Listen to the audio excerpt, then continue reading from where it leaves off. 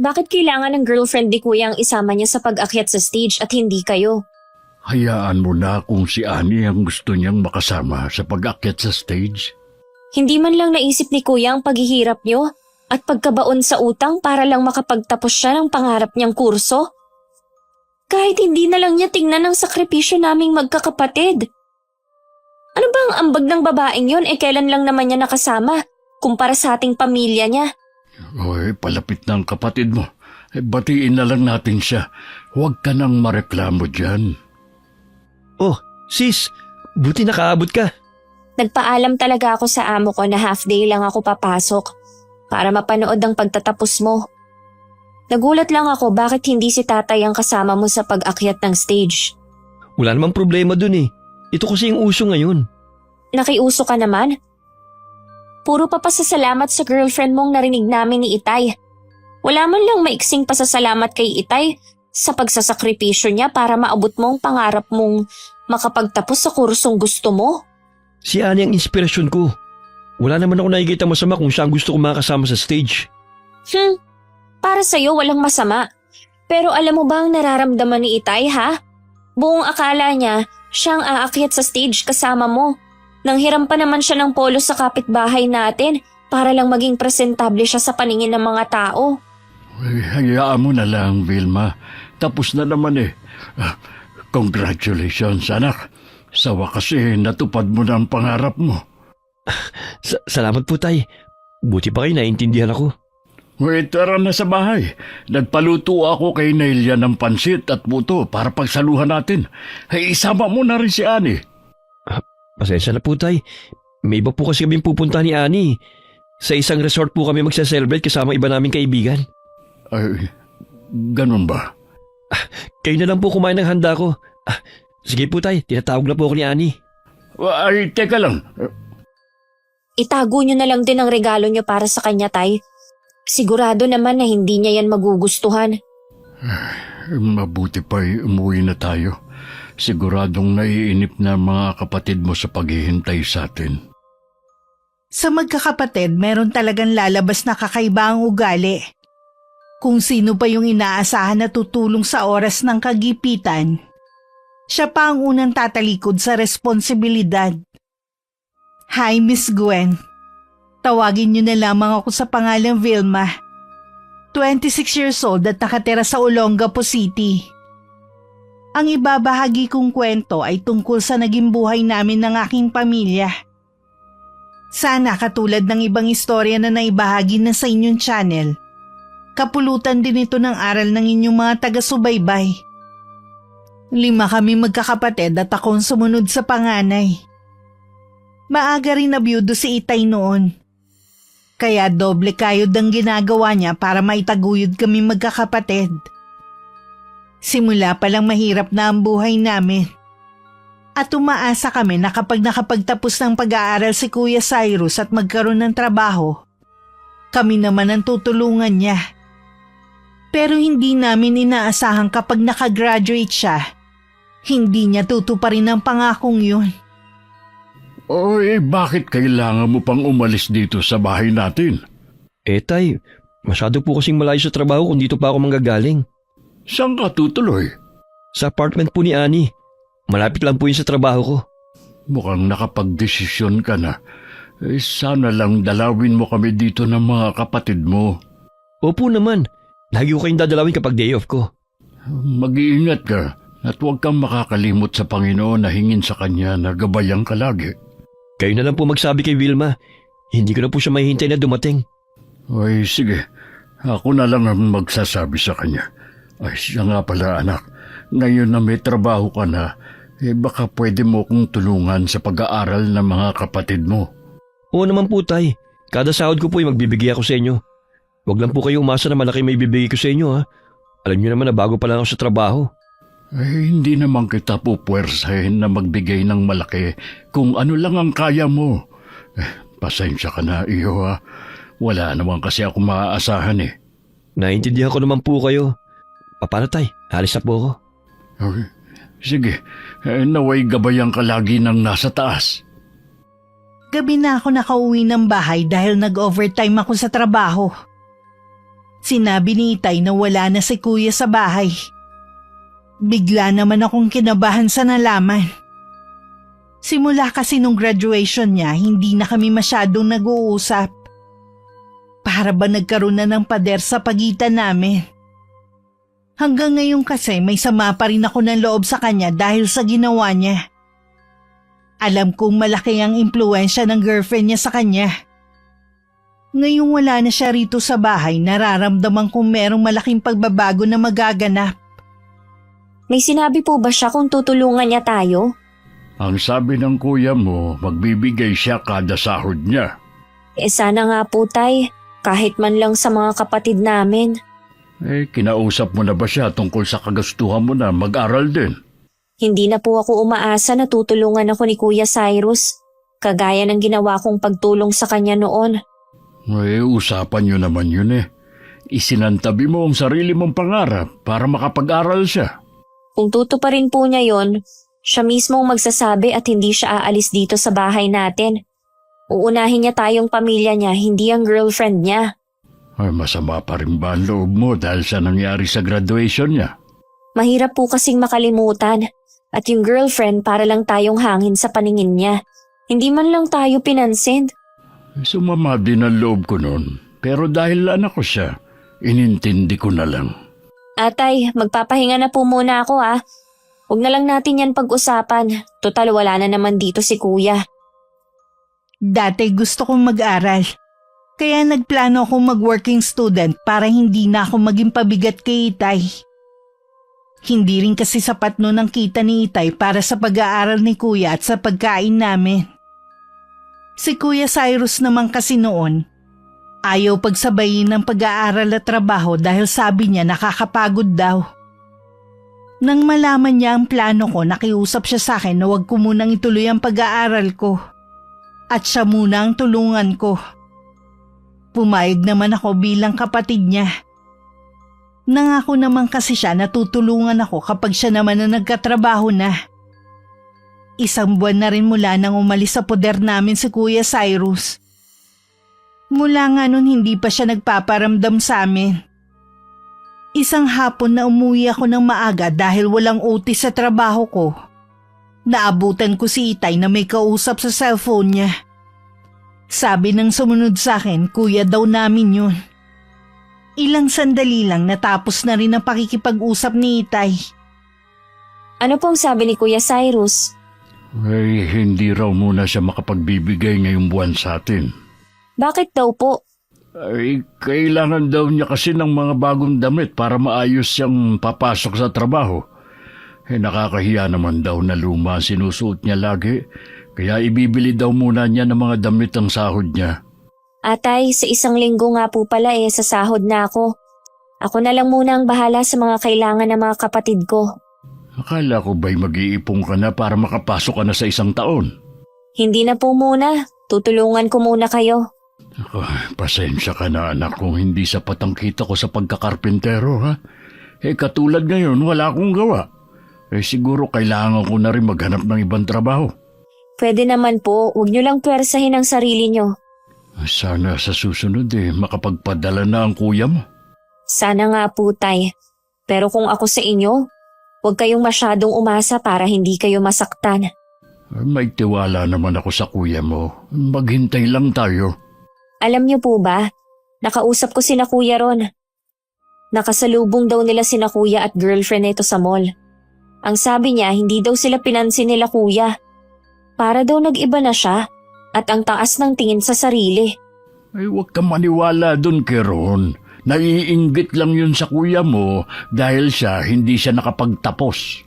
Gumagawa lang siya ng kwento. Mula pagkabata, magkaibigan at magkaklase na sila.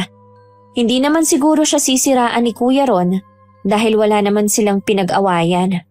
Huwag kang makikinig lagi sa mga sinasabi ng ibang tao. Hindi tayo dapat nawawalan ng tiwala sa kapatid mo. Hindi na lang ako nakipagtalo pa kay Itay para hindi na humaba ang usapan tungkol kay Kuya.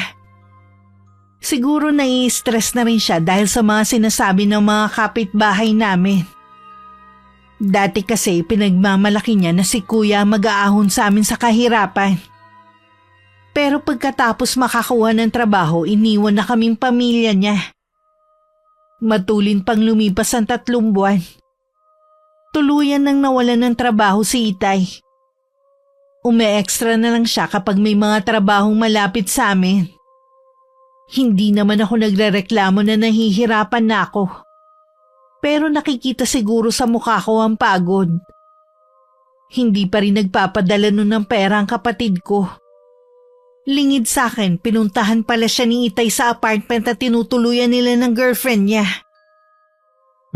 Tay, ano pong ginagawa niyo rito? Ay, pasensya ka na anak kung bigla akong pumunta dito nang wala man lang pasabi.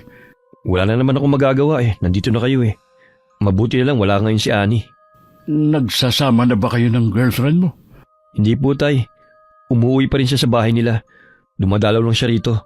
Natural, dahil kanya naman tong apartment Meron din ba siyang trabaho? Meron at mas malaki ang sahod niya kumpara sa akin. Bakit yun naitanong? Naitanong ko lang naman. Kasi baka ako dahil sa kanya kaya hindi ka makapagbigay sa mga kapatid mo. Pasensya na po tay. Malit pa lang kasi ang sahod ko Pinagkakasya ko lang sa mga pangangailangan ko. Wala na kasi akong regular na trabaho Nahihirapan na rin si Vilma sa pagtaguyod sa iba niyo pang kapatid. Ay nako, puro na lang reklamo si Vilma imbis na tumulong na lang Hindi naman nagrereklamo ang kapatid mo. Kaya lang nakikita ko na sa kanya ang pagod. Binaliwala na nga niya ang pangarap na makapag-aral pa siya. Sabi nga niya, hindi na siya umaasa na tutulungan mo siya na makapag-aral. Hindi ko naman kasi obligasyon na pag-aralin siya at iba pa naming kapatid. Pero tinulungan ka ng kapatid mo noon. Isinantabi niya ang sariling pangarap para matupad mo ang sayo. Huwag na po natin pag-usapan pa yan. Itong pera, yan lang muna. Pakiusap lang, huwag na kayo pupunta rito. Ayaw ko sinani na may ibang tao pumupunta rito sa apartment Hindi pa nga kayo mag-asawa under ka na niya. Hindi naman po sa ganun. Sana naman, dalawin mo kami sa bahay. Namimiss ka ng mga kapatid mo. Sa day off ko po pupunta ako sa atin. Gusto pa sanang makiinom ni Itay ng tubig dahil nauuhaw siya nun pero tiniis na lang niya. Dahil sa nakikita kay kuya. Hindi nga siya inalok man lang na maupo. Bago umalis, pasimple pang sinulya pa ni Itay ang kabuuan ng apartment. Hindi niya maiwasang ikumpara ang bahay namin sa tinitirhan ni Kuya Cyrus. Ang perang binigay ng kapatid ko agad na pinamili ng bigas at delata ni Itay. Para pambaon ng mga kapatid ko sa eskwelahan. Nakapag-extra po ba kayo, Tay, kaya nakabili kayo ng bigas at delata? Dapat nga meron. Kaya lang hindi pa daw kailangan ng helper. Huwag niyo pong sabihin na inutang niyo yan. Hindi anak. Alam mo naman na hindi na muna tayo pinapayagan na mangutang sa tindahan. Galing ako sa apartment ng kuya mo. Galing sa kanya ang perang pinambili ko. Mabuti po nagbigay siya. Oo nga Ang ganda pala ng tinitira ng kapatid mo ngayon. Kaya po siguro mas pinili niyang doon tumira. Mas bagay nga sa kanya dahil titulado na siya. Hindi naman siguro yun ang dahilan ng kapatid mo. Hanggang kailan po ba kayo magbubulag-bulagan sa ginagawa ni Kuya Cyrus sa atin? Kinalimutan na niya ang mga pangako niya. Huwag mo munang husgahan ang kuya mo.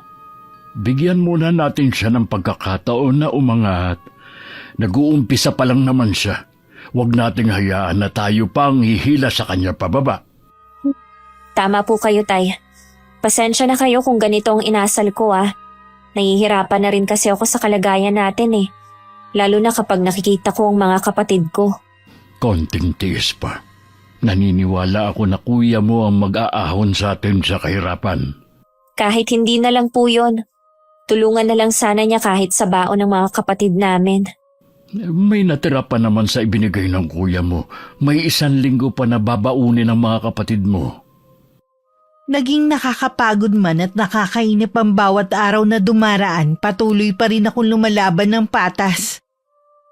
Hindi ako nawawalan ng pag-asa na balang araw magbabago rin ang takbo ng buhay ng pamilya ko. Yun nga lang hindi ko pa alam kung paano at kung kailan. Wala na naman akong OT ng araw na yun. Kaya naisip kong maglakad-lakad muna sa pinakamalapit na mall sa amin. Kapag gusto kong mag-isip, ganun ang ginagawa ko. Ang naglalakad-lakad. Hindi ko lang akalain na isa sa mga restaurant doon makikita ko si Kuya at ang girlfriend niyang si Annie. Hindi ko alam kung anong pumasok sa utak ko at nilapitan sila. Vilma? Anong ginagawa mo rito? Pauwi na kasi ako nang makita ko kayo dito ni Ate Annie. Kaya lumapit ako. Magkikita kasi kami rito ng mga kaibigan ko eh. Pasensya ka na kung hindi kita maiimbita na sumabay kumain sa amin ha. Huwag kang mag-alala kuya. Wala naman akong balak na makisalo sa inyo eh. Gusto lang sana kitang makausap kung okay lang. Wala pa kasi akong pera ngayon eh. Kung hihingi ka sa akin. Itatanong ko lang sana kung may balak ka pang tuparin ang pangako mo sa akin noon. Anong pangako? Nakiusap si Kuya Cyrus na wag muna akong mag-aral noon at magtrabaho ako para masuportahan siya imbis na sarili ko ang suportahan ko. Hindi daw niya kasi kayang pagsabayin ang trabaho at pag-aaral. Os, talaga? Ang alam ko, kaya nakatapos ang kapatid mo dahil working student siya. Ni isa sa inyo walang sumuporta sa kanya. Halos magkasakit na nga siya noon eh at nabaon sa utang para lang mairaos niya ang pag-aaral. Ilang beses na nga siyang sumuko noon pero ako ang nagpapalakas ng loob niya. Kaya ba ikaw ang kasamang umakyat sa stage ni Kuya? Tama lang na ako ang kasama niya dahil akong naging inspirasyon niya. Lumitaw lang naman kayo ng tatay mo kung kailang magtatapos na siya eh. Bakit hindi ka magsalita, Kuya? Sabihin mo sa babaeng to na kami ni Itay ang naghirap para makapagtapos ka. Maraming beses na walang baon ng mga nakababata nating kapatid para lang maibigay sa'yo. Kahit may sakit ako noon, pumapasok pa rin ako sa trabaho para buo ang sahod ko na iaabot sa'yo. Tigilin mo na nga yung kadramahan mo ha. Huwag mong sirain ang career ng kapatid mo sa pamamagitan ng paghila pababa sa kanya. Wala naman akong balak na hilahin si Kuya pababa. O anong tawag dyan sa ginagawa mo ha? Gusto ko lang naman na tulungan niya kami kahit papaano. Gaya ng ginawa namin sa kanya noon. Utang niya pa rin sa amin kung nasaan siya ngayon. Talagang ipagpipilitan mo na may ambag ka sa kapatid mo ha? Ako ang saksi sa lahat ng paghihirap niya. Katunayan nga niyan, umuutang pa siya sa akin para lang may panggastos siya sa pag-aaral dahil napupunta pa sa inyong sarili niyang kinikita. Kaya sa akin siya may utang na loob, hindi sa inyo. Puro kasinungalingan lang ang kinukwento sa'yo ni Kuya Cyrus para maawa ka sa kanya. Pwede ba Vilma? Huwag mo akong ipahiya sa harap ni Annie. Tama lang naman na ipahiya ka. Kung ano-ano palang kasinungalingan ang sinasabi mo sa kanya. Anong klase kang anak para pasamain ang ama natin sa ibang tao? Para magmukha kang mabait, ha? Umalis ka na kung ayaw mong hilahin kita palabas dito. Hindi mo na kailangang gawin yan. Nasabi ko na rin naman ang dapat kong sabihin. Ikaw, Annie, hindi mo pa lubos na kilala ang kapatid ko. Baka pagsisihan mo kung bakit naniwala ka sa kadramahan niya. At ikaw, Kuya, may karma ka rin sa mga ginawa mo. Masama ang loob na lumabas ako ng restaurant na yun. Hindi ko na pinansin ang mga kakaibang sulyap sa akin ng ibang kumakain doon. Ngayon malinaw na sa akin ang lahat kung bakit parang hangin lang kami sa paningin ni Annie. Hindi man lang niya pinapansin ang tatay namin. Yun pala puro kasinungalingan ng kinikwento sa kanya ni Kuya Cyrus. Tama ka nga mahal. Magaling magdrama ang kapatid mo. Mabuti na lang sinabi mo kaagad sa akin para maging handa ako. Sabi ko nga sa'yo nakakapagod din ang kadramahan nila. Kaya lang, hindi ko pa rin sila matiis na hindi abutan. Lalo na yung mga nakababata akong kapatid. Putulin mo na kasi ang ugnayan mo sa kanila. Hayaan mo sila magbanat ng buto. Bata pa naman ang tatay mo eh. At yung kapatid mo, hayaan mo siyang pag-aralin ng sarili. Hindi mo siya obligasyon. Oo nga, hindi ko na nga lang siya pag-aaralin. Noon pa naman ayaw niyan eh. Ngayon pa ba? Baka mami magloko lang siya. Nawala na tuloy ako ng ganang kumain. Mabuti pa, umuwi na tayo. Ay nako, mabuti pa nga. Ako rin, wala na ng gana eh. Kanina pa ako nagpipigil na mapaiyak sa biyahe. Ayoko kasing pagtinginan ako ng mga tao. Baka mamaya may kumuha pa sa akin ng video na hindi ko alam at mag-viral pa. Pagdating sa amin, dun na ako bumulalas ng iyak. Sobra naman ang pag-aalala ni Itay na sinuri pa niya ang katawan ko. Iniisip niya siguro na baka na-hold up ako o di kaya may sumalbahi sa akin. Nang kumalma na ako, tsaka ako ikinuwento ang lahat na naging pag-uusap namin ni Kuya Cyrus. Hindi ako makapaniwala na nagawa yun ng kuya mo sa atin. Kahit ako, ganyan din po ang nararamdaman ko. Kaya pala para lang tayong hangin sa harap ng girlfriend niya. Dahil sa mga paninira niya. Hindi ba kayo nagtataka? Sa loob ng 2 taon nilang relasyon, hindi man lang siya dinalan dito ni kuya. Natatakot kasi siya na mabuko sa mga kasinungalingan niya. Noon pa'y napupuna ko na ang kakaiba niyang ugali. Pero hindi ko alam na ganun pala kalala. Paniwalang paniwala naman sa kanya ang girlfriend niya. Palagay ko ginagamit lang siya ni Kuya Cyrus para makuha ang gusto niya. Kung ganun, biktima rin si Annie. Magaling talagang artista si Kuya Cyrus. Madali niyang napapaniwala ang mga tao. Tapos tayo ang nagmumukhang masama sa paningin ng iba. Gusto ko siyang makausap. Huwag niyo po siyang puntahan. Baka mamaya ipahiya din kayo. Hayaan niyo na siyang pumunta dito sa atin. Kita ang lungkot at pagkadismaya sa mukha ni Itay. Alam ko nasaktan siya sa mga nalaman. Kinabukasan hindi namin inaasahan ang pagdating ni Kuya sa bahay sakay ng NMAX. Nang makilala siya ng mga kapatid ko, sinalubong naman siya at manghang-mangha sa sinakyan niya. Imbis na matuwa, sinita pa niya. Huwag niyo nga hawakan yan. Oras na magasgasan yan, malilintikan kayo sa akin. Eh di sana hindi mo dinala yung motor mo dito. Hoy, hindi basta motor yan na nabibili sa tabi-tabi. Palibasa wala kang alam. Ang alam ko lang nagbago ka na mula nang makapagtapos ka at magkaroon ng trabaho. Bueno, naiinggit ka dahil sa narating ko ngayon, ha? Bakit naman ako maiinggit sa'yo? Alam naman natin kung kanino ka may utang na loob, kung bakit nandyan ka sa kinalalagyan mo.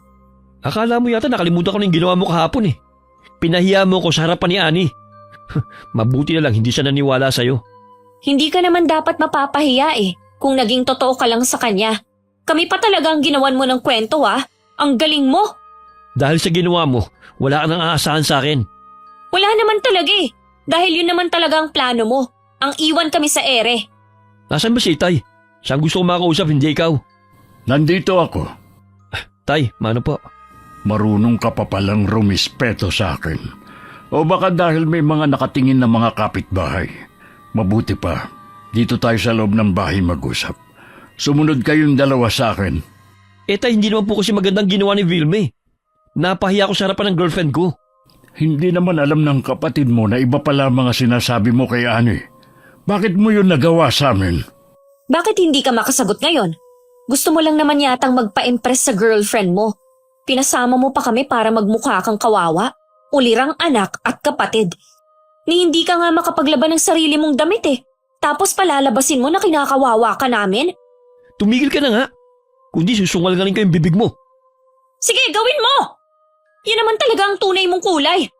Dumalaw ka lang ba rito para awayin ang kapatid mo? Ha? Nandito po ako para ipaalam na hindi ako makakapayag na sirain yung mga plano ko. Ang tagal kong pinangarap ang buhay na meron ako ngayon. Tapos hihilahin nyo lang ako? Hindi ako papayag. Ano ba ang gusto mong mangyari? Huwag na huwag nyo kong pupuntahan o lalapitan kung sakali na makita nyo ako sa ibang lugar. Hintayin nyo na lang na dalawin ko kayo. Paano mga kapatid mong nag-aaral? Alam mo na wala na akong trabaho. Hindi kakayanin ni Vilma na pasanin lahat ng gastos dito. Tama po si Annie na hindi ko kayo obligasyon na tulungan. May sarili akong buhay na kailangan kong harapin. Hindi rin naman kita obligasyon na paaralin, pero dahil mahal kita isinantabi ko ang pangarap ko. Sana pala naging makasarili na lang ako noon. Nasisiguro ko kasi kung ako ang nasa kalagayan mo ngayon, hindi ko kakalimutan ang pamilya ko. Pasensya na pero kailangan ko maging makasarili kung gusto ko magtagumpay sa buhay. Kung yan ang gusto mo, hindi ka namin pipigilan. Gawin mo ang gusto mo. Yun ang huling araw na tumuntong sa bahay namin si Kuya Cyrus. Tuluyan na niyang pinutol ang ugnayan niya sa amin. Minsan, dala ng kuryosidad, inisto ko ang Facebook niya para malaman ang mga ganap niya sa buhay. Halos buong Pilipinas pala nalibot na niya. Lagi din silang kumakain sa iba't ibang restaurant kasama ng mga kaibigan. Samantalang ako hindi ko man lang madala sa fast food ng mga kapatid namin. Sunod-sunod kasi ang hindi magandang nangyari sa pamilya namin. Ngayon hindi maigalaw ni Itay ang kalahating katawan niya dahil na-stroke siya. At tuluyan na siyang hindi makapagtrabaho. Sa loob ng 2 taong nakalipas, hindi man lang kami nalala ni Kuya. Salamat, anak. Nag-abala ka pa talaga na paghanda ako. 60 na po kayo. Hindi po pwede na hindi kayo paghandaan kahit pansit. Daming ng handa. May cake pa? Siyempre naman po tay, dahil kayong may birthday, kayong unang titikim sa handa nyo. Salamat, anak. Bawal pong umiyak ngayon, dapat masaya lang. Luha ito ng kaligayahan. Masaya ako kasi kahit hirap ka na sa pagkita ng pera, nagawa mo pa rin akong ipaghanda. Gusto ko po kasi na masaya kayo at ang mga kapatid ko. Sayang nga lang, hindi na tayo buo. Wala na ang nanay niyo at hindi na rin nagpapakita sa atin ang kapatid mo. Huwag niyo na pong isipin ng mga taong wala dito, tay. Mabuti pa po, kumain na tayo. Kanina pa po natataka kami itong 3 sa cake ko. Mabuti pa. Unahin mo nang bigyan ng cake ang mga kapatid mo. Mamaya na lang ako. Ito muna pansit ang kakainin ko. Samantala, naalala din naman ni Kuya na birthday ni Itay ng araw na yun. Alam din naman yun ni Annie. Hindi makapaniwala ang kapatid ko na 2 taon na palang nakakalipas mula nang makita at makausap niya kami. Ni minsan hindi siya nakonsensya sa pagtalikod niya sa amin. Iniisip niya kasi kung hindi niya pinutol ang anumang ugnayan sa amin, wala siya sa kinalalagyan niya ngayon. Hindi mo ba dadalawin ng pamilya mo? Birthday di ba ng tatay mo? Nako, hihingi lang ng pera ang mga yun. Akala ko ba sa loob ng 2 taon hindi ka naman nila kinontak. Kung bigyan mo man sila ng pera, wala naman sigurong masama dahil birthday ng Itay mo. Kahit hindi ako nakikipagkita sa kanila, regular pa rin ako nagpapadala. Hindi ko lang sinasabi sa'yo. Ang bait mo talaga. Sa kabila ng mga ginawa nila sa'yo, hindi mo pa rin sila matiis. Kung alam lang nila ang trauma na inabot mo dahil sa maagang pagkamulat mo sa kahirapan at obligasyon sa kanila. Ikaw lang ang tumulong sa akin para malampasan ko lahat yun. Kaya malaking pasasalamat ko sa'yo. Ikaw na ang pamilya ko. Pamilya mo pa rin sila.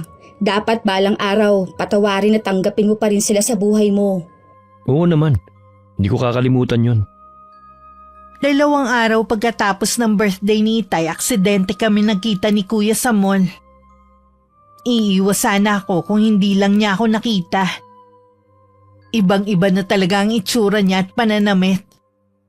Sino ang mag-aakalang lumaki siya sa mahirap na pamilya? Iba talaga kapag may tinapos ang isang tao. Hi Kuya Cyrus!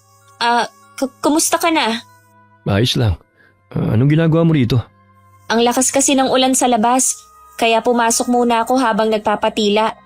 Ang laki na talaga ng ipinagbago mo. Sa bagay, 2 taon din tayong hindi nagkita. Birthday ni Itay nung isang araw. Nakalimutan mo na siguro. Kumusta na nga pala si Itay? Tsaka yung mga kapatid natin? Ayos lang naman sila. Ako na lang ang mag-isang tumataguyod sa kanila. Hindi na kasi makapagtrabaho si Itay dahil na-stroke siya. Salamat sa Diyos kahit papaano nakakaraos kami kahit hindi kami lumapit sa'yo. Hindi ko alam. Kailan pa? May 1 taon na rin ang nakakalipas. Sabi mo kasi huwag ka na namin pupuntahan kahit kailan Kaya hindi na kita sinabihan pa. May hinihintay ka ba? Si Annie. Nagpunta lang siya sa banyo. Uuwi na rin kami. Sige, baka tumila na ang ulan. Uuwi na ako. Tinanguan lang ako ni Kuya Cyrus. Habang naglalakad palayo, alam kong nakasunod pa rin siya ng tingin sa akin. Hindi pa rin tumitila ang ulan pero hindi na ganun kalakas. Kaya lumabas na rin ako at pumunta sa terminal. Akala ko ba sa loob ng 2 taon, regular ka nagpapadala sa kanila? Ani, kanina ka pa ba dyan? Sapat lang para marinig kong pinag-usapan ninyo ng kapatid mo. Nagkakamali ka na narinig mo. Ano na naman kaya ang iimbentohin mong kwento laban sa kapatid mo? Okay, sige. Aaminin ko na sa'yo na pinutol ko na ang ugnayan ko sa kanila. Iyon naman kasi ang gusto nila eh. Ilang beses ako nagpapaabot ng tulong sa kanila. Pero sila yung tumatanggi. Gusto kasi nila buong sahod ko. Pwede ba yun? Paano naman yung mga nalaman ko kanina sa trabaho mo? Ang dami mong hindi magaganda na sinasabi laban sa akin.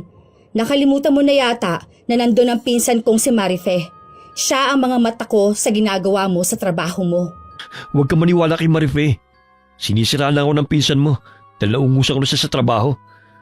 Mas paniniwala mo ba siya kaysa sa akin na ilang taon mo nang kasama sa isang bubong? Sana nga nagsasabi ka ng totoo para paniwalaan ko pa ang mga sinasabi mo. Dapat akong paniwalaan mo. Lahat naman ginawa ko para sa'yo at sa relasyon natin Ginawa kitang reyna ng buhay ko. Huwag mo sanang paniwalaan ng iba para lang magkasira tayo. O sige, naniniwala na ako. Mabuti pa, umuwi na tayo. Tumila na naman na ang ulan Hindi alam ng kapatid ko, unti-unti nang namumulat ang mga mata ni Annie. Marami kasi itong nalaman sa pinsan niya. Maging sa isang bagong empleyado na lagi nitong kasama. Hindi na muna yung binanggit ni Annie. Dahil hindi pa naman siya sigurado kung meron bang namamagitan sa dalawa. Sadyang panahon pa rin yun ng mga pagsubok sa amin. Ilang araw na kasing nilalagnat ang bunso kong kapatid na si Pinky. Gusto ko na sana siyang dalhin sa ospital. Kaya lang nagkataong naubos na ang pera ko sa pambili ng gamot ni Itay. Lagi kong pinapainom ng pinakulo ang tawa ang kapatid mo. Sabi ng kapitbahay natin, mainam daw yun sa may lagnat. Lahat po ng kakilala natin hinihiraman ko. Kaya lang gipit din sila. Nag-aalala na kasi ako kay Pinky. Halos 1 linggo na po siyang nilalagnat. Kung lapitan mo kaya ang kapatid mo, nag-aalala na rin ako. Lalo na uso ang dengue ngayon dito sa lugar natin. Hindi ko po alam kung doon pa rin po siya nakatira Hindi, sa trabaho mo siya puntahan. Kung wala nga lang akong iniindang sakit nung isang araw ko pa sana siya pinuntahan. Bukas na bukas din po pupuntahan ko siya. Hindi na muna ako papasok sa trabaho. Pero nang gabing yun, napilitan na kami takbo si Pinky sa ospital. Dahil tumirik na ang mga mata nito sa taas ng lagnat. Pagdating sa ospital, agad naman kami nasikaso ng mga doktor. At nalaman namin na dengue pala ang sakit ng kapatid ko. Kinailangan din naming ilipat ang kapatid ko dahil kulang sa gamit at puno na rin ng pasyente ang ospital na yon. Napilitan kami ni Itay na sa private hospital ilipat si Pinky. Pero maraming gamot ang pinabibili. Nagpaalam muna ako kay Itay na pupuntahan muna si Kuya Cyrus. Pero pagdating ko sa pinagtatrabahuhan niya, hindi pala siya pumasok. Mabuti na lang ibinigay sa akin ng guard ang address ng bahay nito dahil nagpakilala akong kapatid niya. Kitang-kita ang gulat sa mukha ni Kuya nang makita ako. Nasa likod niya si Annie na hindi rin maikakaila ang pagkabigla. Siguro nagtataka sila kung paano ko natunto ng bago nilang bahay. Paano mo nalaman ang bahay namin? Galing ako sa trabaho mo. Nalaman ko nga na hindi ka pumasok kaya hiningi ko sa guard ang address mo. Sinabi ko na kapatid mo ko at may emergency lang na kailangan kitang makausap. Umanda talaga sa akin ng guard na yon. Basta na lang nagbibigay ng impormasyon? Hindi naman siguro ibibigay ni Manong guard kung hindi sinabi ni Vilma na kapatid mo siya. Ano ba kasing kailangan mo sa akin Di ba sinabi ko na noon na wag niyo akong pupuntahan? Pasensya ka na kuya Wala na talaga kasi ako malapitan Nasa ospital si Pinky. Nadengue siya at wala kaming pambayad sa ospital. Pinagluloko mo ba ako Wala namang bayad ng mga public hospital ah. Kinailangan kasi namin siyang ilipat ng private hospital eh. Kailangan namin ng ipambabayad. Walang-wala talaga ako ngayon. Ang yabang mo rin kasi no? Wala ka rin naman palang pera. Sa mamahaling pang ospital mo dinala si Pinky. Dengue kasi ang sakit niya at mismong doktor na ang nagsabi na kailangan namin siyang ilipat dahil hindi kumpleto ang gamit sa una naming pinagdalhan. Dahil na rin sa dami ng pasyente. Ewan. Gumagawa lang yata ng kwento para perahan ako eh. Nagsasabi ako ng totoo, kuya. Maawa ka naman kay Pinky, oh. Pangako ko, babayaran ko rin sa'yo yung perang ibibigay mo, kuya. Ayoko mawala si Pinky. Wala akong pera dito. Dadalawin ko na lang kayo kapag hindi na ako busy. Kuya, pera ang kailangan ko ngayon. Nag-aagaw buhay ang kapatid natin. Huwag mo naman pairalin yung kadamutan mo ngayon, oh. Wala ka na ba talagang konsensya, ha? Hindi ka ba nakakaramdam ng awa?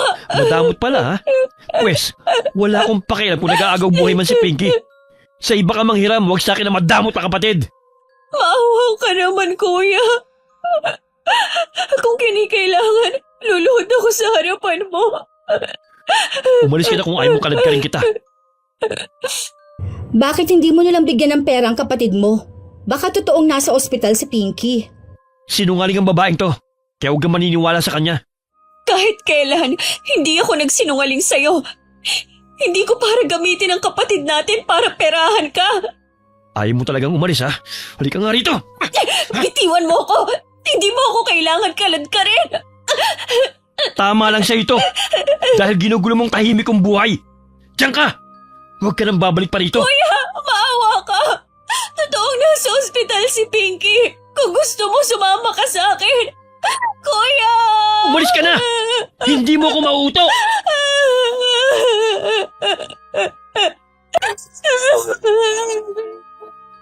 Halos mamaos na ako sa kakatawag kay kuya pero hindi na niya ako pinansin. Naiwan ako sa labas ng gate na iyak na lang ng iyak. Wala akong nagawa kundi umalis at takot na bumalik ng ospital. Dapat sumama ka na lang sa kanya sa ospital para malaman mo kung nagsasabi siya ng totoo. Mag-aaksaya lang ako ng oras. Palagay ko, desperada na ang kapatid mong makahingi ng tulong. Kita sa kanya ang pagod at takot. Magaling talagang umarte yun. Kita mo nga, nadadala ka sa pag-iyak niya. Sana nga, tama ka. Hindi mo kasi alam kung gaano kasakit mawala ng mahal sa buhay. Pagdating sa ospital, inasikaso naman daw ang kapatid ko. Dahil may isa kaming mabait na kapitbahay na tumulong na makalikom ng pera para sa mga bibilhing gamot. Buong gabing binantayan ko ang kapatid ko at iyak na lang ako ng iyak.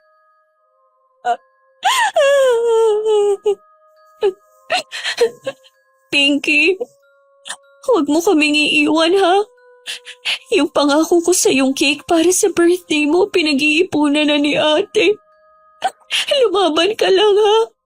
Hindi namin kakayanin kapag nawala ka rin katulad ni nanay. Kapag nakita mo siya, huwag ka munang sasama, ha? Sinabi ng doktor sa amin na dahil severe dengue na, nagkaroon na ng komplikasyon ng mga organ ng kapatid ko. Nang gabing yun, tuluyan nang bumigay si Pinky. Nakita naman namin ni Itay na lahat ginawa na ng doktor para mailigtas ang kapatid ko. Pero hanggang doon na lang siya. 2 araw nang nakaburo lang kapatid ko sa bahay namin, hindi pa rin ako makausap ng maayos. Lagi lang kaming nasa tabi ng kabaong ni Pinky ng mga kapatid ko. Bigla ako napasulyap sa kausap ni Itay na may edad ng babae. Noon ko lang siya nakita sa buong buhay ko. Kilala ko kasi lahat ng kaibigan ni Itay. Alam ko na sobrang sakit ang nangyari sa atin. Hindi ko alam kung kaya bang paghilumin ng panahon ng pagkawala ni Pinky sa atin. Kasalanan ko kung bakit maagang nawala sa atin si Pinky. Sana naagapan natin siya, Tay. Huwag mong sisihin ang sarili mo. Hindi yan magugustuhan ng kapatid mo. Wala namang may gusto sa nangyari sa kanya. Alam niya na ginawa mo lahat para mabuhay siya. Pero hindi naging sapat. Kulang pa ang ginawa ko. Lalo lang bibigat ng sa dibdib mo kung ganyan lagi ang isipin mo. Ako at mga kapatid mo, nakita namin lahat ng sakripisyo na ginawa mo. Hindi ka nagkulang. Sobra-sobra pa nga ang nagawa mo. Mula nung namatay ang nanay ninyo, ikaw na ang tumayong pangalawang ina ng mga kapatid mo. Hindi matatawaran ng kahit anong material sa mundo. Pinky!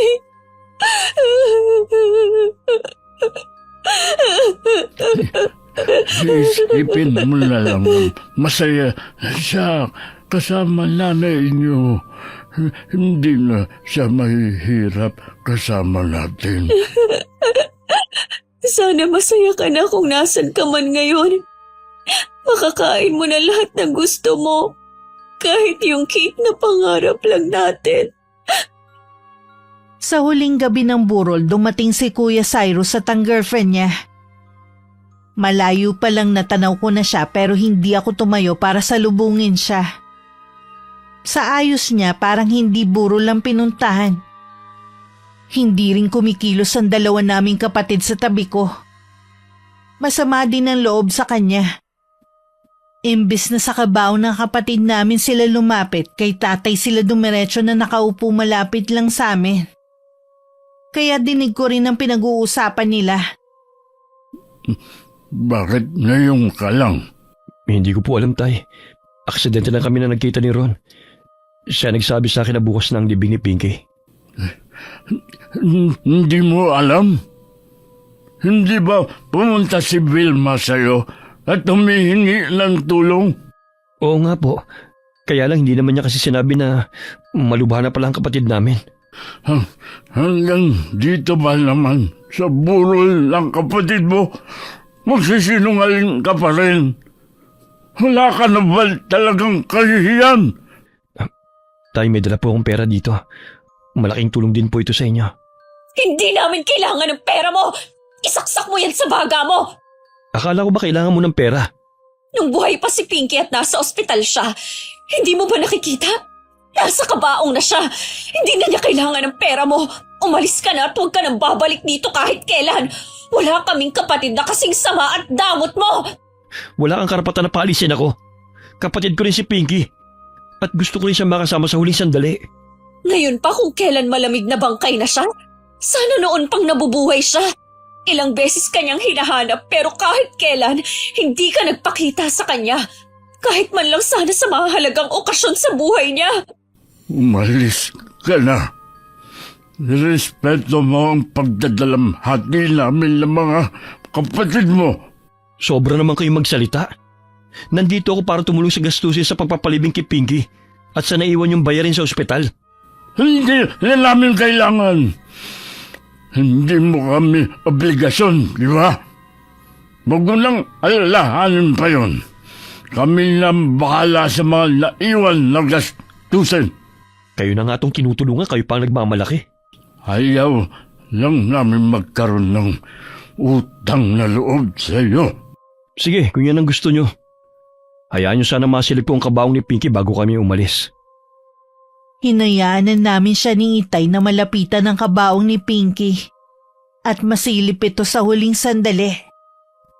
Nakatingin ako kay Kuya kaya hindi nakaligtas sa akin ng biglang pamumutla ng mukha niya at panlalaki ng mga mata. Napaatras din siya ng ilang hakbang bago dahan-dahang lumayo hanggang makaalis sila ni Annie. Lumapit naman ako sa kabaong ni Pinky at pinagmasdan ng maamo nitong muka. Siguro tinakot mo siya, no? Tama lang. Para kahit papano makaganti ka sa kuya natin. Kahit kailan talaga. Napakaduwag niyang tao. Hanggang makauwi, tahimik lang si Kuya Cyrus. Kapansin-pansin din ang pagkabalisa niya. Malikot din kasi ang mga mata niya. Sa bahay na rin siya kinausap ng girlfriend tungkol sa pagpunta nila sa burol ni Pinky. Kanina ka pa tahimik dyan ah. Ano ba dapat ang maging reaksyon ko? Alam mo na galing tayo sa lamay. Sasama ba tayo sa libing bukas? Hindi na siguro. Ayaw naman nila akong makasama eh. Ipinagtabuyan nga nila tayo kanina eh. Intindihin mo na lang ang nararamdaman nila. Hindi madali ang mamatayan. Bakit? Hindi ba ako kasama sa namatayan? Nagluluksa din naman ako Hindi halata sa'yo. Mas mahalaga sa'yo na makita ng mga tao doon ang ibibigay mong pera. Hindi nga nila tinanggap, di ba? Sila pa yung nagmamalaki. Mas gusto pa nilang mabaon sa utang kaysa tanggapin ang ibinibigay ko sa nila. Kasalanan mo rin naman kasi. Nagpunta na dito si Vilma pero hindi mo man lang siya tinulungan. Malay ko ba naman na nagsasabi siya ng totoo? Noon pa, nagsasabi na siya ng totoo. Tapos ako hindi? Kanina, habang abala ka sa pakikipagtalo, nakausap ko ang ilan sa mga tao nandun. Alam ko na ang lahat. Ang sakripisyo ng kapatid mo at tatay mo para lang makapag-aral ka. Samantalang ikaw noon, pag-aaral lang ang iniintindi. Tapos, hindi mo man lang masuklian ang ginawa nila sa'yo. Huwag kang maniwala sa kanila. Sinisira lang ako ng mga yun dahil naiingit sila. Ako nakasama mo at hindi mo naman sila kilala. Dapat lang na sa akin ka maniwala. Mabuti pa, matulog na tayo. Maaga pa ang pasok natin bukas sa trabaho. Nakahiga na nun si Annie at binabalikan sa isip ang mga natuklasan tungkol sa kapatid ko nang marinig niya ang malakas na sigaw ni Kuya Cyrus. Agad siyang tumayo at lumabas ng kwarto nila.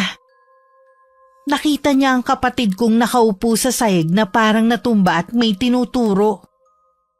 Patay ka na! Nakita kita sa kabaong kanina! Patay ka na! Patahimikin mo na ako, Pinky! Wala akong kasalanan sa pagkamatay mo! Ano bang nangyayari sa'yo?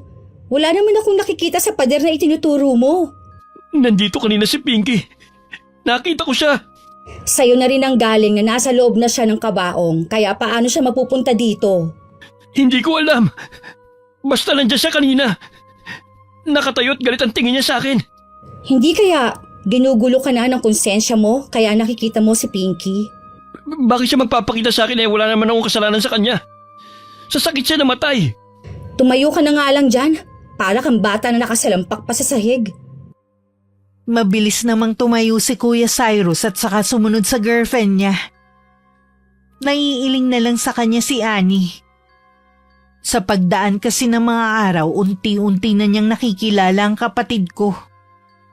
Kinabukasan naging madamdamin at punong-puno ng pagdadalamhati ang paghahatid namin sa huling hantungan kay Pinky.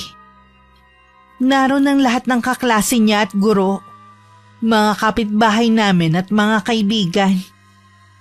Naroon din ang babaeng nakita kong kausap ni Itay.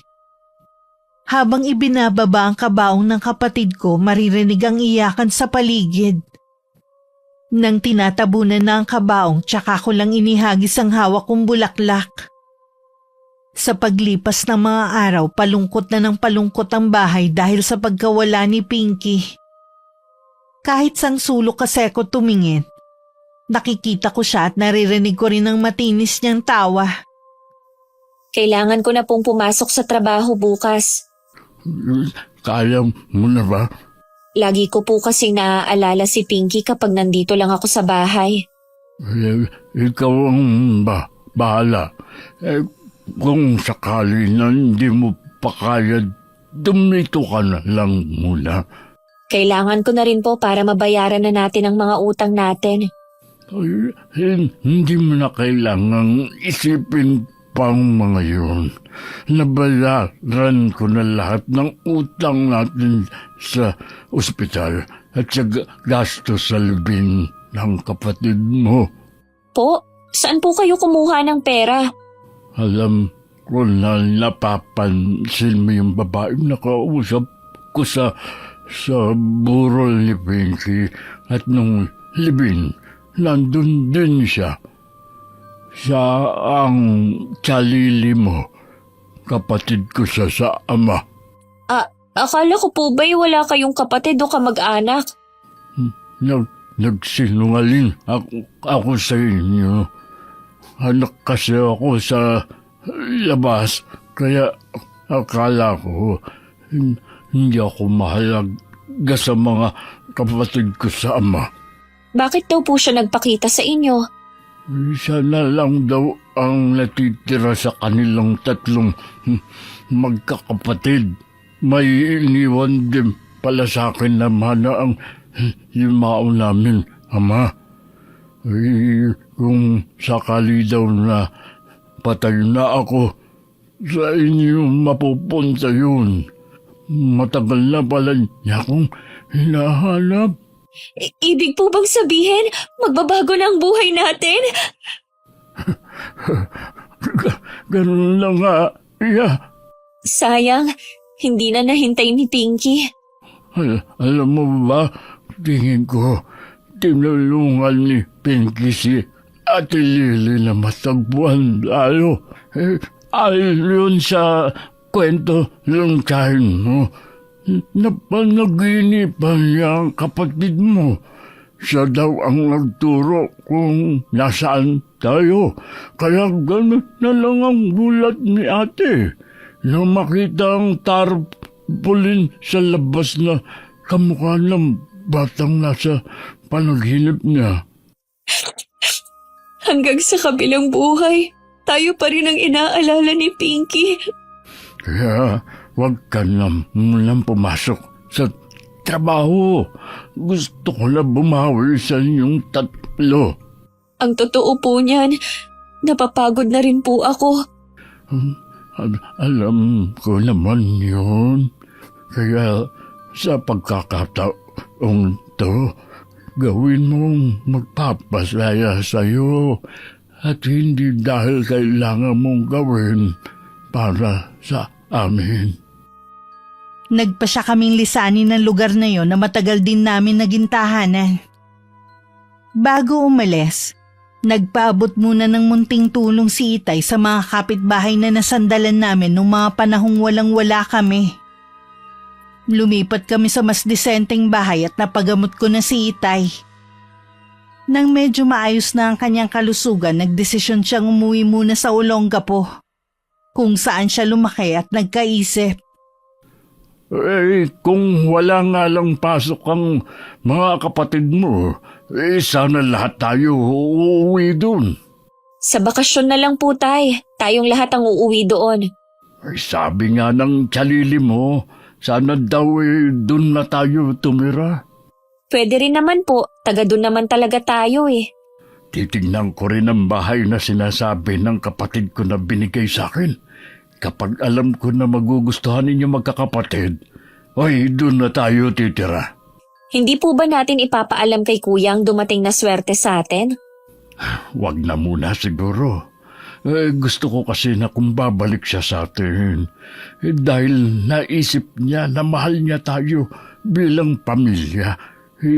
Hindi dahil sa meron siyang makukuha sa atin. Tama nga po kayo. Hindi na nga ulit siya nagpakita sa atin eh. Kahit nung libing ni Pinky, hindi ko siya nakita. Nangangahulugan lang na hindi tayo mahalaga sa kanya. Nalulunod pa siya sa mga material na bagay na nasa paligid niya. Tingin niya sa atin, pabigat lang sa kanya. Kung hindi niya tayo tinalikuran, mas higit pa sana ang tinatamasa niya ngayon. Bukas na nga palang alis ko. Ikaw na ang bahala dito sa bahay at sa mga kapatid mo. Opo, Tay. Huwag niyo pong kakalimutan ng pasalubong, ha? Dahil hindi naman ako sanay na walang ginagawa, naging kainip-inip ang bawat sandali sa bahay. Lalo na wala ang mga kapatid ko. Para maibsan ang pagkainip, tumatambay ako sa mall at namili ng mga gusto ko na dati tinitingnan ko lang. Nang mapagod, naupo muna ako sa food court at bumili ng makakain. Hindi ko akalain na magkikita kami ni Annie.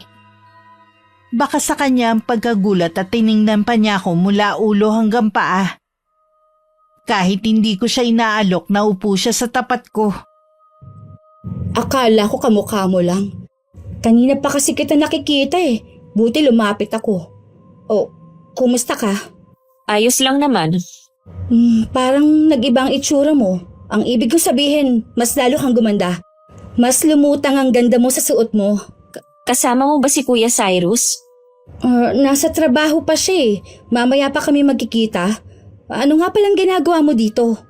Naiinip kasi ako sa bahay kaya naisip ko na tumambay muna dito. Namili na rin ako. Nag-request kasi ang mga kapatid ko na magluto daw ako ng spaghetti mamayang hapunan namin. Ganun ba?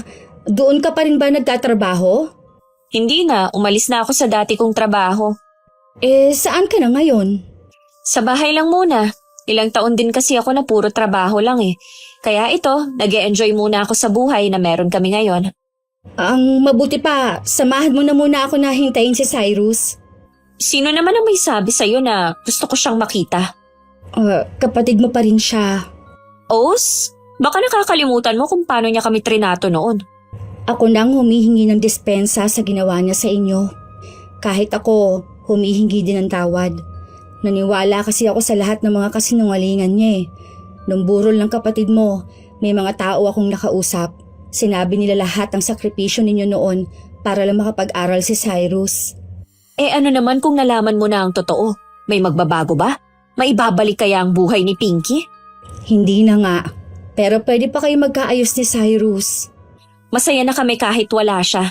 Nasanay na kami na hindi na niya kami itinuturing na kapamilya. Sa'yo na siya. Wala na kaming pakialam sa kanya. Teka lang Vilma. Huwag ka na munang umalis. Matindi talaga ang galit niya sa kapatid. Sa bagay, hindi ko naman siya masisisi. May 1 oras din naghintay si Annie sa kapatid ko. Laman pa rin ng isip niya ang pagkikita namin. Habang kumakain nga sila ni Kuya Cyrus, parang lumilipad ang isip niya. Pinunatuloy ni Kuya ang pananahimik niya. May nangyari ba sa'yo habang hinihintay ako? O problema sa trabaho? Kanina kasi nagkita kami ni Vilma dito sa mall. Nagpapatila na naman ba siya ng ulan? Umulan kanina Nakita ko siyang kumakain mag-isa, kaya nilapitan ko. Namili daw siya dahil nag-request ng spaghetti ang mga kapatid ninyo para daw sa hapunan nila. Naniwala ka naman. Oo naman, dahil nakita ko na ang dami niyang pinamili. Tsaka, nag-iba na siya ng pananamit. Anong ibig mong sabihin? Para kasing may pera na sila Ewan ko lang din ha. Pinagbasehan ko lang naman yung nakita kong itsura niya kanina. Dapat kasi dinadalaw mo rin ang pamilya mo. Na-bad trip din kasi ako ng pagtabuyan nila ako Napahiya ako sa mga taga-ron. Paano nga kung may pera na sila? Dapat nakikinabang ka rin. Paano naman kaya sila magkakapera? Malay mo, may dumating na swerte sa kanila. Dapat maambunan ka nila. Kung totoo nga yan, sa tingin mo kaya bibigyan nila ako? Bakit hindi? Sabi mo noon, malaki ang naitulong mo sa kanila. Maliban na lang syempre kung lahat ng yon kasi nungaling ang lahat. Paano kung totoo ang lahat ng mga nalaman mo sa ibang tao? Hindi na ako nagtataka kung galit nga sila sa'yo. Susundin ko ang sinabi mo. Pupunta ako sa bahay nila. Baka nga may dumating na swerte. Aba, hindi pwede na baliwalayin lang nila ako. Sasamahan kita sa pagpunta doon. Nang sumunod na araw, pinuntahan ng 2 ang dati naming tinitirhan pero iba na ang pamilyang nakatira doon. Wala rin namang masabi ang mga bagong nakatira kung saan kami lumipat. Dahil ilang araw pa lang sila doon. Hindi naman matanong ni Kuya Cyrus sa mga kapitbahay namin. Dahil halatang umiiwas ang mga yun sa kanya. Paalis na nga sila nang makasalubong nila si Kuya Ron. Wala rin masyadong alam ang lalaki. Basta ang sabi nito, lumipat na kami at dumating ang kapatid ni Itay galing Olongapo. Hindi kaya ang tiyahin mong yon ang dahilan ng biglaang pagbabago ng pamilya mo? Nagtataka lang ako dahil sa pagkakaalam ko. Wala namang kapatid si Itay. Malay mo, nawawalang kapatid ang tatay mo at matagal nang hinahanap. Baka mayaman ang tiyahin mo. Pwede yun mangyari ha? Kailangan ko makausap si Itay. Pwede naman natin puntahan ang pamilya mo sa bago nilang tinitirhan Mabuti alam ni Ron, ayaw pa nga sabihin kung hindi mo pa tinakot Isusumbong ko talaga siya sa asawa niya na meron siya naging kabit dati kung hindi siya magtatapat. Malapit lang pala ang nilipatan nila Ilang minuto lang nandun na tayo. Kasalukuyan ako nagluluto nun sa kusina at naglalaro ang 2 kong kapatid ng basketball sa loob ng bakuran namin. Humahangos na pumasok si Brian nang sumunod sa akin. At sinabing nasa labas ng gate sina Kuya Cyrus at Annie. Inutusan ko siyang tawagin si Jan at bantayan muna ang niluluto ko. Ako na lang ang bahalang humarap sa kapatid namin. Naka-apron pa ako nang lumabas ako. Hindi ko binuksan ang gate at hinayaan ko lang sila sa labas. Paano nyo nalaman ang bago naming tinitirhan? Baka pwedeng papasukin mo muna kami. Mahaba-haba rin kasi ang pag-uusapan natin. Pasensya na. Kami lang kasi ng mga kapatid ko dito. Hindi ako basta nagpapapasok. Kung magsalita ka naman para akong may masamang gagawin sa inyo. Hindi mo kami masisisi. Pagkatapos ng lahat, matinding trauma ang inabot namin sa pagkakaroon ng kapatid na katulad mo. Sinabi mo na kailangan nandyan. Nasaan si Itay? Meron lang siyang inaasikaso. Kailan siya babalik? Importante kasi na makausap ko siya. Hindi ko pa alam. Ano ba kasi ang kailangan mo? Alam ko na meron tayong tiyahin. Siguro galing ka sa dati naming bahay. May karapatan din siguro kung malaman dahil kapatid niyo ako. Ngayon gusto mo na ulit kami maging kapatid? Wala kang malalaman, kaya umalis ka na. Hindi ako aalis dito hanggat hindi ko nalalaman ang buong katotohanan. Ganun ha? Jan! Brian! Tumawag nga kayo ng security sa may gate. Meron lang ako ipapakaladkad. Bakit pa basta na lang silang nagpapapasok ng kung sino? Gusto mo lang yatang gumanti. Kung yan ang gusto ko, di sana ako na mismo ang pumunta sa'yo. Hindi kami katulad mo mag-isip. Mas gusto namin na mamuhay ng tahimik, malayo sa'yo. Baka naman nakakalimutan mo, Vilma. Siya pa rin ang panganay sa inyong magkakapatid. Kaya tama lang na malaman niya kung anong pagbabago sa buhay ninyo. Isa ka pa na mahilig makisawsaw eh. Para sabihin ko sa'yo, kahit kailan hindi niya ginampanan ng pagiging panganay. Daig pa nga si Pinky na bunso eh. Gusto ni Kuya lahat na lang sa kanya. Mula sa masasarap na pagkain, laruan noon at maging sa mga bagong damit, gusto niya siya lang ang meron. Ilang taon ako nagtiis sa lumang cellphone basta mabilhan ko lang siya ng bago. Makasarili ang lalaking yan. Wala siyang pakialam kung may baon ba mga kapatid namin o may kinakain ba kami. Basta siya sagana sa lahat. Tama na nga yan. Nagdadrama ka na naman eh. Kailangan mo pa bang sabihin yan kay Annie? O bakit? Sinasabi ko lang naman ang totoo ah.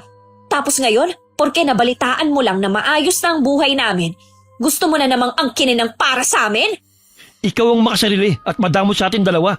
Kapatid mo ako pinagdadamutan mo. Si Itay ang kakausapin ko pagdating niya. Alam ko na hindi niya ako matitiis. Hindi ko nga alam kung kailan siya babalik. Araw-araw akong pupunta rito hanggat magkausap kami ni Itay. Sasabihin ko sa kanya kung paano mo ko tratuhin. Vilma, sana maayos na ninyo kung ano man yung gusot na namamagitan sa inyo. Tandaan mo, dapat mas matimbang pa rin ang pagiging magkadugo kaysa sa material na bagay. Sana yan ang ipinayo mo sa lalaking yan noon at hindi sa akin. Sandali, huwag ka munang tumalikod. Kinakausap pa kita eh. Bastos talaga. Buisit. Bakit kasi ganyan ka makipag-usap? Paano kayo magkakaintindihan yan? Masyado ka kasing arugante. Nakakapikon eh. Umuwi na nga tayo. Baka mamaya dumating na ang mga security guard na tinawag ng mga kapatid mo. Nakahinga lang kami ng maluwag ng mga kapatid ko nang makita na umalis na ang dalawa. Nang sulyapan ko sila Brian, nanginginig pa sila. Ayaw na talaga nilang makita ang kapatid namin. Mabuti na lang kinabukasan dumating na rin si Itay. Nawili raw siya dahil nakita ang iba naming kamag-anak at mga kaibigan niya. Kitang-kita ang saya sa mukha niya. Para tuloy bumata ng ilang taon si Itay. Parang alam ko na po ang magiging desisyon ninyo. Ay, kung ayaw nyo naman, hindi ko kayo pipilitin na doon tumira. Nakausap ko po ang dalawa. Gusto na rin nilang umuwi doon. Kahit naman daw hindi na sila magkikita ng mga kaibigan nila. May Facebook naman daw po. Hindi naman daw sila malulungkot. Sabi nga ng tsalili nyo, siya na daw ang bahala sa pagpaparenovate sa bahay na titira natin doon. Ilang buwan na lang naman po bakasyon na. Konting panahon na lang ang hihintayin natin. Hoy, kumusta naman kayo dito habang wala ako? Ayos naman po. Tay, pumunta pala dito si Kuya. Alam na niya ang tungkol kay Tia Lily. Hindi ko alam kung sinong nagturo sa kanya dito sa bago nating tinitirhan. Babalik daw siya para kausapin kayo. Lagi naman akong nakahanda sa pag-aarap namin. Imbis na magpakumbaba siya, ang yabang pa rin niya. Akala mo kung sino siyang superior na ipipilit ang pagiging panganay na hindi nga niya ginampanan eh. Akala siguro niya, porke anak ko siya. Basta na lang natin siyang tatanggapin. Kapag bumalik siya, tawagin mo lang ako. Ako na ang bahala sa kanya. Nang bumalik nga si Kuya Cyrus, kasama niya ulit ang girlfriend niya. Buo rin ang kumpiyansa niya at todong ngiti pa ng pinapasok ng kapatid naming isa. Iminuestra pa ni Itay na maupo sila. Kami namang tatlo magkakatabi na tahimik lang sa isang sulok. Ang ganda po ng inuupahan nyo kumpara sa tinitirhan namin. Dapat bumili na tayo ng bagong bahay. Mahirap kasing umuupi. Wala akong balak na bumili ng bahay dito. Uuwi na lang kami ng mga kapatid mo sa Olongapo. Baka naman pwede nyo ikwento kung paano kayo nagkaroon ng kapatid. Kapatid ko sa ama ang tsalili nyo. Anak ako sa labas ng tatay namin. Ah, ganun po ba? Totoo po bang mayaman siya? Oo, at may nakuha rin akong mana mula sa aming ama. Pero hindi yun ang gusto kong pag-usapan natin. Makikiusap sana ako sa iyo. Natigilan mo ng panggugulo sa amin ng mga kapatid mo. Hindi naman po ako nang gugulo eh. Si Vilma nga kontratuhin ako parang masamang tao. Biruin nyo, hindi niya kami pinapasok ni Annie. Sa dami kasi ng mga ginawa mo, hindi mo sila masisisi na gano'n na maging tingin nila sa iyo. Tay, pati ba naman kayo? Hiniling mo sa amin noon, natigilan ka na namin. Huwag ka naming hilahin pababa. Sinunod namin ang gusto mo. Sa loob ng 2 taon, hindi ka namin ginambala. Nagkasakit ako, hindi kami lumapit sa iyo. Humingi lang kami ng tulong sa iyo nung magkasakit si Pinky pero ano? Ano ang ginawa mo? Tinalikuran mo kami. Tapos na po yun, kalimutan na natin yun. Magsimula po ulit tayo. Ganyan pa rin kaya ang sasabihin mo kung sakaling nasa mahirap pa rin kaming sitwasyon. Huwag niyo naman pong gawin sa akin to. Maawa naman kayo. Nakatapos ka na at may magandang trabaho. Hindi na siguro ako masamang ama sa'yo. Kung ano mang meron ako, ipaubaya mo na sa mga kapatid mo. Huwag mo nang hangarin pa. Sigurado naman na malayo pa ang mararating mo. Kahit anong pagmamakawa ni Kuya sa tatay namin, hindi na tinag ang desisyon ni Itay. Walang nagawa kundi laylay ang balikat na umalis sa bahay namin. Nakita ko pang tumulo ang luha niya habang palabas ng pinto. Kilala ko po si Kuya Cyrus. Sigurado na meron siyang gagawin. Hindi po yun papayag na malamangan. Alam ko, nakahanda naman ako sa gagawin niya laban sa atin. Matatahimik lang po tayo kapag nakauwi na tayo ng Olongapo. Gaya ng iniisip namin ni Itay, hindi ganun kadaling matatanggap ni Kuya ang kabiguan. Na wala siyang makukuha sa parte ng pera ng tatay namin. Nabalitaan na lang namin na kumuha siya ng abogado para ipaglaban ang sinasabi niyang karapatan. Pero hindi kinatigan ng pinaglalaban niya na lalong nagpagalit sa kanya. Narinig mo naman siguro ang paliwanag ng abogado. Wala kang laban. Nasa tatay mo na kung gusto kanyang pamanahan. Tanggapin mo na lang siguro, natalo ka na. Ano? Hahayaan ko lang yung mga kapatid ko na magpakasasa sa pera ng tatay namin? Tama naman ang tatay mo eh. Nakatapos ka at may magandang trabaho. Mag-focus ka na lang sa career mo. Hindi ko rin magagawa yan. Dahil ang isip ko nasa pamilya ko. Wala ka na ngang magagawa kung nagmamatigas ang Itay mo. Kita mo nga, lumipat na naman sila ng bahay kaiiwas sa'yo. E di pupuntahan ko yung 2 kong kapatid sa pinapasukan nilang eskwelahan. Maawa ka naman sa kanila. Baka nakakalimutan mo, mga menor edad sila. Gusto mo bang makasuhan ha? Ikaw ang makukulong sa ginagawa mo eh. Tulungan mo na lang kasi ako mag-isip ng paraan. Wala na ngang ibang paraan kundi ang magbago ng isip ang tatay mo. Napakadamot nila sa akin. Pagkatapos ng lahat ng ginawa ko para sa kanila. Hayan ka na naman eh. Gumagawa ka na naman ng kwento na hindi naman nangyari. Kahit kailan wala kang ginawa sa kanila para maiahon mo sila sa hirap. Sila ang maraming tulong na ginawa sa'yo. Pagkatapos mo silang gatasan, iniwan mo na lang silang basta. Ikaw ang madamot. Gusto mo sa'yo na lang lahat eh. Magbabago na ako. Magiging mabuting anak na ako at kapatid sa kanila. Huli na ang lahat. Hindi na rin sila maniniwala sa bait-baitan mo. Sundin mo na lang ang sinasabi ko sa'yo. Nandito pa naman ako eh. Tayo na lang ang pamilya dito. Itinuloy pa rin ni Kuya Cyrus ang masamang plano sa dalawa naming kapatid. Akala ni Annie manggugulo lang siya. Yun pala balakid na pinandalawa. Mabuti na lang alerto ang mga to at nakahingi ng tulong. Hindi na lang kami nagsampa ng kaso dahil kapatid pa rin namin siya.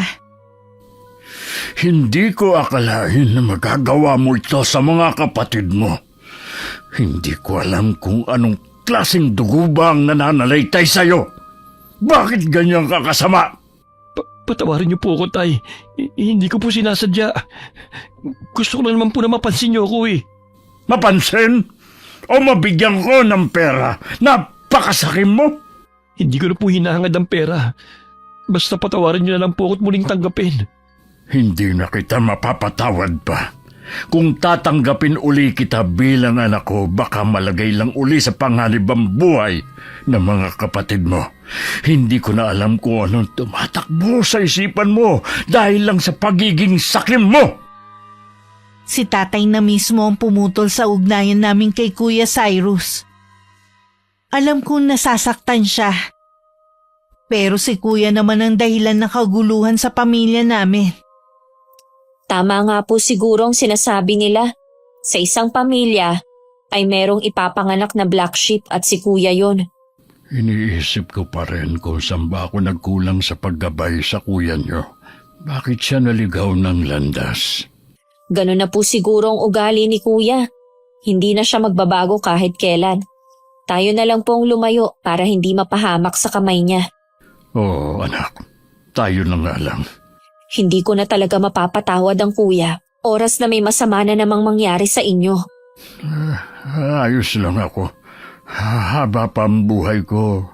Gusto ko pang makita ang tagumpay niyo ng mga anak ko. Natahimik lang ang buhay namin nung nakauwi na kami ng Olongapo. Mula nun wala na kaming balita kay Kuya. Hindi na rin ako nagpatuloy sa pag-aaral. Para kasing nalipasan na ako ng panahon. Naniniwala naman kasi ko na ang tagumpay ng tao ay hindi lang sa pagkakaroon ng diploma, kundi sa diskarte rin sa buhay. Nagtayo na lang ako ng maliit na negosyo katuwang si Itay. 3 taon na kami nun sa Olongapo na magkaroon kami ng komunikasyon ni Annie. Kahit hindi ako nagtatanong, kinukwento niya kung ano nangyayari kay Kuya. 1 taon na pala tong natanggal sa trabaho. Pinatanggal ng asawa ng babaeng nakarelasyon nito. May sakit din daw ito ngayon. Cyrus, gusto mo bang makita at makasama ang pamilya mo? Matagal na nila akong itinakwil, di ba? Ikaw na lang ang pamilya ko. Suko na kasi ako sa relasyon natin. Ayoko na. Akala ko ba mahal mo ko? Oo, dahil akala ko magbabago ka, pero nagkamali ako. Sa kabila ng mga ginawa ko sa'yo, nagawa mo pang mambabae.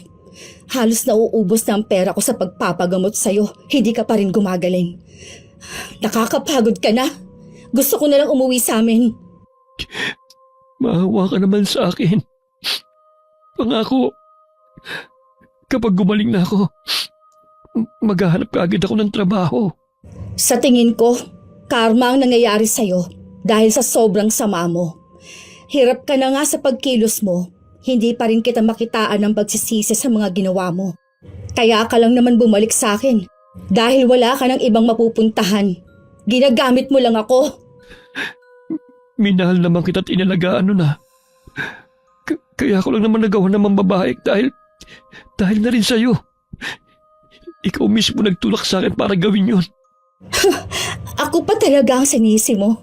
Alam mo, tama ang pinsan kong si Marife. Uubusin mo lang ako hanggang mabaliw na ako. Kaya tama lang na iwan na kita habang may kaunti pang katinuan na natitira sa akin. Kaya ba ng konsensya mo na iwan ako dito mag-isa? Isasauli na kita sa tunay mong pamilya, sa ayaw at sa gusto nila. Bahala na sila kung saan ka nila dadalhin. Basta ako, aayusin kong buhay ko na wala ka.